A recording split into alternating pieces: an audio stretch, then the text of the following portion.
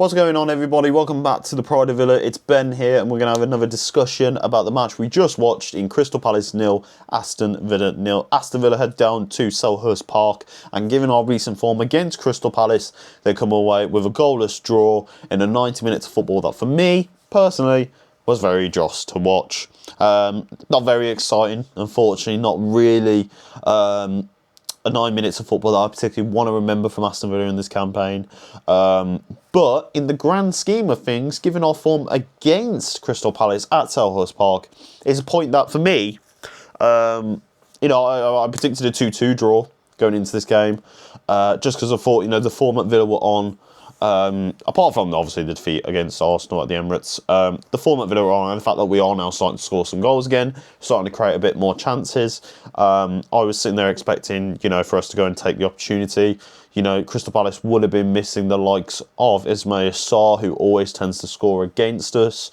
It's the same Crystal Palace team that, given how we played against them at the start of the season, see them lose a few key players here and there to injuries and just general rotation as well. It's one of those games where I sat there and thought, you know what, I'm not sitting here saying we're absolutely going to win this game, but it gives me a lot more hope this time going to Selhurst Park than we have done in previous visits. And in that sense, yes, Villa have achieved that without coming away and losing the game and getting a clean sheet. But in the grand scheme of things, it's a point. It's not particularly a result that does anybody any favours. Again, the position we're still in on the table, it does still keep us in and amongst it. Man City dropping points as well, and Arsenal still yet to play tomorrow against Liverpool, so who knows there. But in the grand scheme of things, obviously, as a Villa fan and as a fan of your own football club, you'd expect your team to win, and unfortunately, we just didn't take advantage of that this evening. Going into that team lineup then, we obviously saw the likes of Jadon Sancho come back into the game, along with Kamara and Cash, that midfield that we know so well to rely upon with Kamara and Tielemans, as well as defensively going with Matty Cash. It's also nice to see Pau Torres make the bench once again. But as we go in throughout the game, it was a very evenly contested chance. We saw Villa create a lot of opportunities at the other end of the pitch, and create some shots off here and there. Crystal Palace kind of doing the same, but ultimately nothing really coming off in that sense of not enough quality in the final third. They could sit there and say, for the good that the likes of McGinn, Tielemans and Kamara do in that midfield, it kind of also does semblance like how much we missed Onana and trying to control the midfield. Because again, we're getting overrun here by Crystal Palace's midfield with Adam Wharton, Will Hughes, Denevi and Mitchell, not to mention Pino and Johnson, trying to keep up with them going forward as they sit behind Mateta. Quite a physically strong team there. It's just not something that we were able to really grasp a hold of. And bear in mind, with the likes of McGinn, Rodgers and Tielemans, very creative outlets for Ollie Watkins, it wasn't something that we were able to achieve tonight. Going into the second half, then we obviously saw Martinez come off with supposed injury. Make of it what you will. I mean, he did come back onto the bench smiling and happy, so who knows there. But in the grand scheme of things, it didn't really affect it anyway with Bizot. Because again, it was more of the same. We're not really growing into the game. We do make some substitutions. I've seen the likes of Emiliano Buendia come on, which I thought was a very interesting choice there, seeing him come off for Jadon Sancho. And it just felt like a whole sense of creative threat just completely came off afterwards.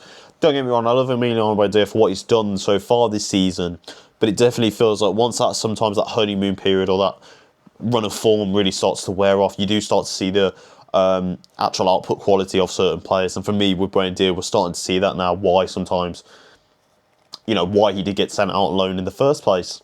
Then make a few changes. Ian Matson on for Luca Dean, which I think personally, given how we've been playing this season, I would have actually preferred to see Ian Matson stay complete with the fresher young legs of Crystal Palace and that three centre-half pairing up the back. I think it's something that we could have exploited, maybe used a lot more of the width along the channels. Get the likes of Jadon Sancho running up there, because he was getting some few good moments up there, but nothing really, again, sticking out for him there. Donyell Marlin coming on, he just seems to have, unfortunately, just lost all sense of momentum. But again, a player like him, he doesn't really get any opportunities to start. Hopefully we will see that against Tottenham. Somebody that didn't get it. And then Bogard coming on. Really, as the game went on, you just knew it wasn't going to happen, unfortunately. And like I said, in the grand scheme of things, it's not the worst result in the world. But it's not one where I'd sit there and go, you know what, it's very disappointing. It's not I'm absolutely gutted like that we didn't get the win. Because to be fair to Crystal Palace, they are solid at home. They've got a great defensive team. And they do play some good football at times. And I think, unfortunately, tonight it just wasn't meant to be. Not in the same sense of Arsenal, where like you can clearly see that it's one game's too many. It's just one of those that, given the form we played in, given the amount of games we've played, and just given, just taking some consideration, it's not a bad result, just not an ideal one. Statistically, though, we did do all right. We know 1.5 XG, so we were realistically sort of expecting a goal, but at the same time, Crystal Palace 1.26. 15 shots total, 5 on target more for Crystal Palace, though.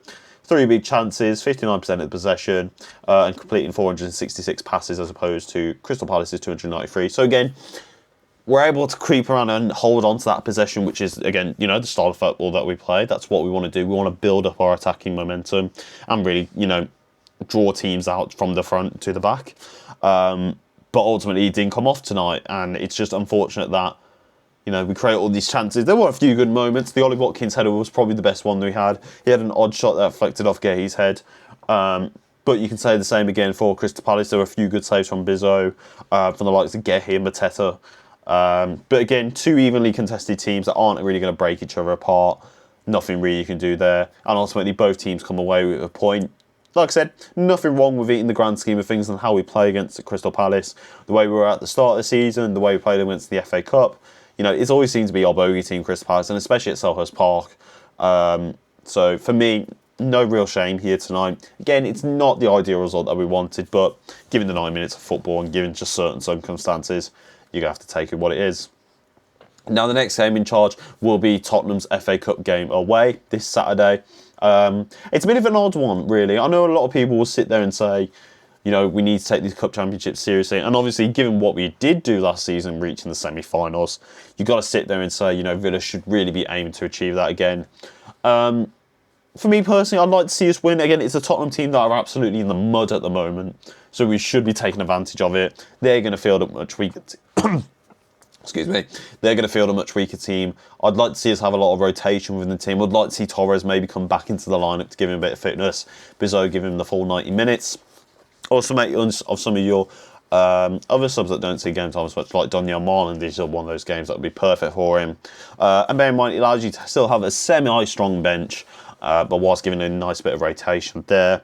But it is a bit of a weird one. In the grand scheme of things, I wouldn't sit there and say it's a massive priority. For me this season, I think Europa League and a processual top 4 finish is the benefit of what Aston Villa should be going for this year.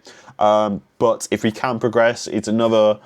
In the grand scheme of things, it's a difficult team that we would be knocking out at this stage in the competition, so it would benefit us. It's just a question of can we maintain these three competitions, going into the last 17, 18 games of the season. Who knows? But I'd like to see some rotation there and see something a little bit more than what we saw today against Crystal Palace. That's been my thoughts on the game. Let us know in the comments down below what you thought of the game and what you think should be going ahead for Tottenham away at the FA Cup game. We will see you for that match, but otherwise, please like, subscribe to the channel, and we'll see you next time up the Villa with the pride of Villa. We'll see you later, boys.